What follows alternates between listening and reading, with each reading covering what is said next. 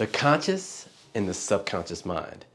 Understanding the impact and the roles that they have on your actions every day can have a dramatic increase and improvement on the control you have on your life every day.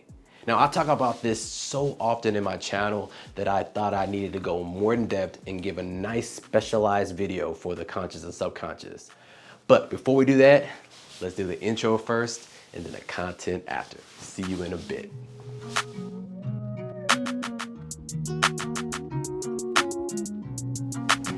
Hello YouTube fam, this is Joshua Ward with Z Changed Me, and we're gonna go into the conscious and subconscious mind. But before that, let me tell you about my channel. We have relationships, we have single dad, that's who I am, what I am, that's what I'm about. You have personal growth and attachment theory.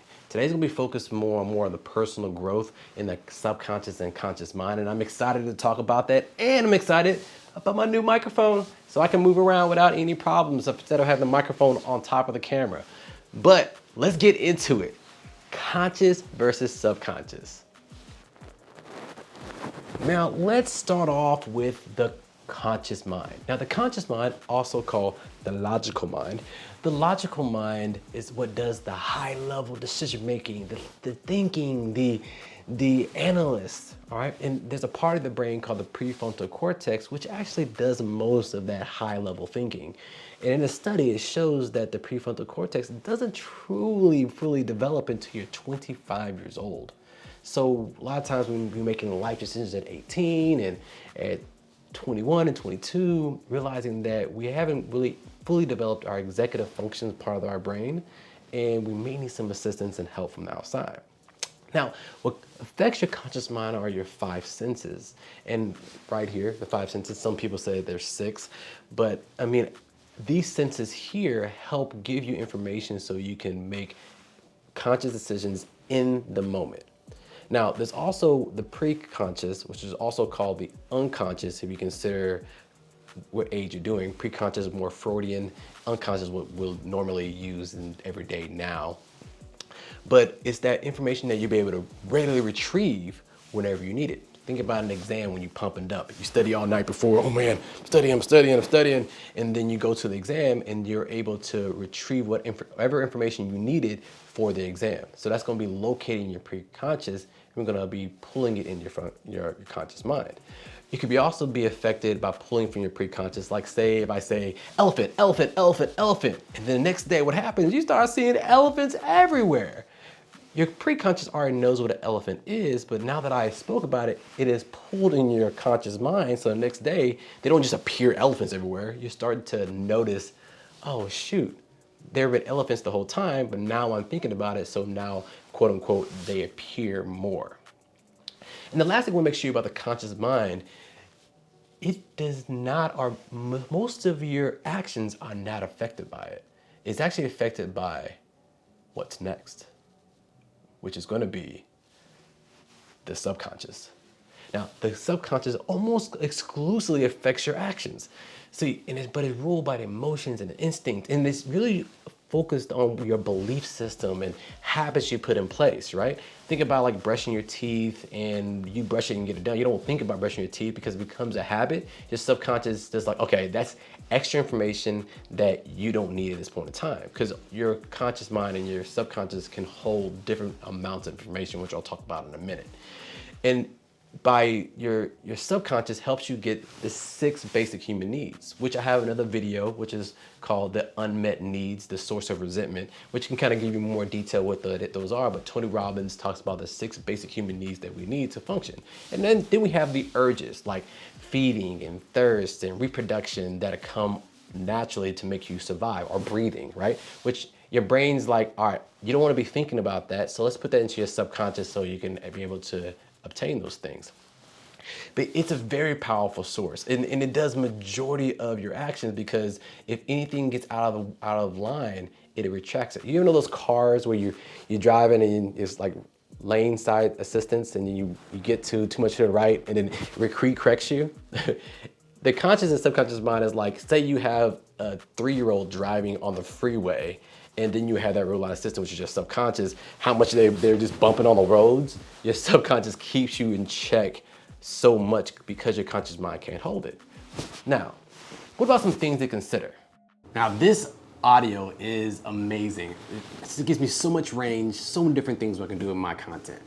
But let's talk more about in detail, like how is the subconscious truly affecting your conscious mind?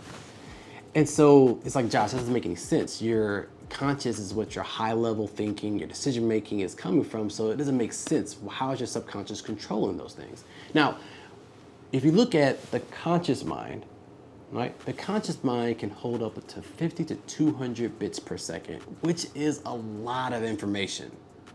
But the subconscious can hold up to 20 million bits per second. And so we think consciously making these actions, but subconscious, it's an autoplay on a lot of these situations. Now, it's not always bad. These habits that the subconscious makes, these belief systems that the subconscious makes, because like, let's say about brushing your teeth.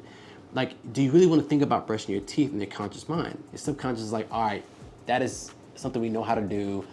Don't waste your brain power. I'm going to do it on the subconscious so you can worry about your conscious mind. Think about something else while you're brushing your teeth, which is really beneficial. And like a lot of these habits are good, but some of these habits which are formed when you're a child, it doesn't really give you the differential situations that you may need to see if certain actions need to be different.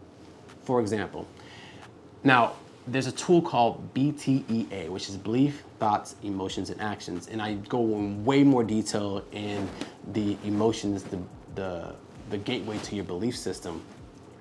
But it gives a good explanation of why your subconscious is so powerful. Let's say a belief system that I'm unworthy. I'm unworthy, and so because I'm unworthy, I think that I'm a lack of, and so my emotions feel like that I'm frustrated or I'm down on myself because I'm not good enough. So it produces an action of me trying to get better. Now, that belief system of unworthiness can be a strong asset to improve at the job, prove yourself. But let's say you're in a situation that the work is taking advantage of you and they're using that wound to put more work on you, which is making you sick, which is making you down and depressed and overwhelmed and neglect the other needs that you have, then now that worthy wound is not serving you. So if you can start to look back at your beliefs, you can be able to look at it and be like, okay, this is good and this is what happens. And so when you get into the thought perspective, you can hold in there longer in your conscious mind and be like, okay, is this situation from what I believe, or is it something different and it's not serving me? And do I need to stop the activation of the worthy wound? Now let's give you another example through like trauma. Let's say as a child, you have a parent come home who's alcoholic and then they beat you. When they beat you, they have a certain type of tone in their voice. And you associate the beating with the tone of voice. And so the belief system could be in something triggering, you hear that sound, okay, your thoughts are you're gonna get beat, you're gonna be in harm's way, and your emotion, you're scared, and so you produce an action. And so what happens a lot of times, some people are just smart enough to rationalize what the action was. And so like at a bar, somebody says in the same tone and you activate this whole thing, you'll say, okay, the reason why I did that is because after the fact. But really truly it came from a belief system. And so when you start to realize and you look back and do therapy and you understand what really is the origin of this belief system, of this tone of voice, when you get to the thought perspective, you can sit there longer to really look, okay, in this situation, is this like an alcoholic situation that might get beat, or is this tone just something similar that's non-threatening? And then you can start to change your emotions and then your actions. And so the tool is really good to understand that, but it makes you really truly understand your belief system are very similar to your subconscious. And so learning when it's going to serve you, when it's not, is a huge part of really having control. And so the final thoughts are like your conscious mind, it can be utilized to work on yourself. And people say, oh, work on yourself. Because if you have all these habits from childhood or different things in the past, they can be serving you or not serving you, not know, just auto-activating whenever.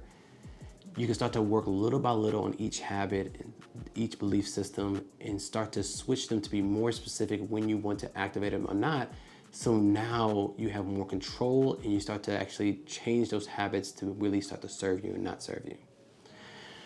Or if it doesn't serve you. So understanding the subconscious and conscious mind is huge, because you'll hear it through my channel over and over and over again, because it's some people, oh, you saying this and you say I'm a bad person. No, I just think your subconscious is auto activating from something in your past. And once you start to be more aware of it as me communicated with you, then things will start to improve. But please like and subscribe. Please let me know if this made a lot of sense. Please say in the comments if something was not make sense or anything like that. But I appreciate you making it to this far. And as I end all my calls, guys, if you have kids, slow down, give them a hug. Because sometimes we forget how long it's been since you gave them another one or the last one. And then tell them they're worthy. Like, tell them they're worthy, not because of what they do, because you know what? I love in you and you're worthy because you're my kid. And that's never going to change that. Guys, thank you again. Please put some likes, subscribe, and comments. And until next time, I will see you as I improve on making these contents better and better, like with this mic.